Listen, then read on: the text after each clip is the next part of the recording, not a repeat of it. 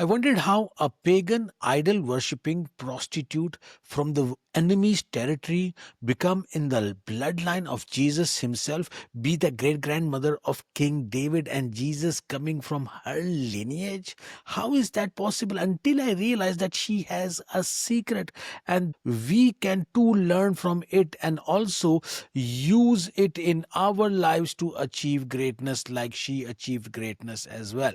And that secret is found in the point in which she has a conversation with the two spies. Yes, let's go and look at that conversation and find that conversation in Joshua chapter 2 verse 12 and 13. It says, "Now therefore I beg you, swear to me by the Lord, since I have showed you kindness, that you will also show kindness to my father's house, and give me a true token, and spare my father and my mother, my brothers, my sisters, and all that they have, and deliver our lives from death." This is something normal that she's asking for. But we are forgetting that she's a prostitute. We are forgetting that she is a businesswoman. We are forgetting the fact that she has been dealing with men a long time and she knows a lot about dealing with men. She knows the art of deal making. She knows how to deal. She knows how to communicate. And how do we know that she knows that? Because she ends up where she ends up and she knows what to ask. And the problem for us is that when the opportunity strikes, we do not know what to ask. And that's why we do not reach the place where we are supposed to reach. You see, she knows the Israelites are coming. She knows the Israelites have money because they got a lot of gold when they came out of Egypt. And she knows they're going to get this land. In the previous conversation, she said, I know the Lord has given you this land. Land and gold. These are the two commodities. But what does she ask for? She asks for her family. You see, her heart is beating for her family.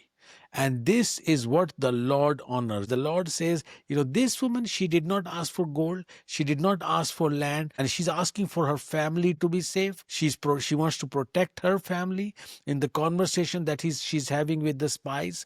So the Lord says, because she has asked for the family, because she has done something selfless, not only am I going to save her, this is how the Lord deals with us. When we ask the Lord for something, He goes above and beyond to give us much more than what we have asked. What she asked for was only the security of her family.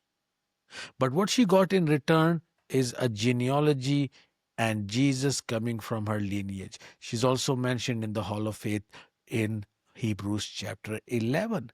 So, brothers and sisters, simply what I want to say is that when we can turn our heart from being a heart of selfishness to becoming a heart of selflessness, not always seeking our own, but seeking for other people, caring for other people like Rahab did. That's the time, brothers and sisters, that we can really come into acknowledgement with God. That's the time where the Lord will look down upon us.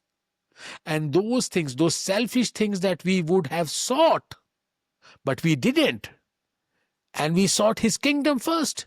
We sought His will first. And this is the command of God, that you take care of your family and you take care of your household. And she did that. And although she is a pagan and although she is an idol worshipping woman, she is taking care of her family. And because she is doing that, the Lord honors this and the Lord likes this and the Lord wants to honor this. And she gets much more in return. And brothers and sisters, when we can change our mindset from looking and seeking for our own to seeking for others, when we start to seek for others, when we want to bless others, when we want to prosper others, our prosperity will come, our blessings will come. And this is a secret.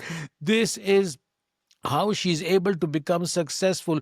We think of success as money and power and fame and position and wealth and houses and cars and likes and shares and comments and viewers and subscribers and so forth and so on. But how she looks at, she is taking care of her family. This is success for her. And when she does that, the Lord gives her the rest of the things as well.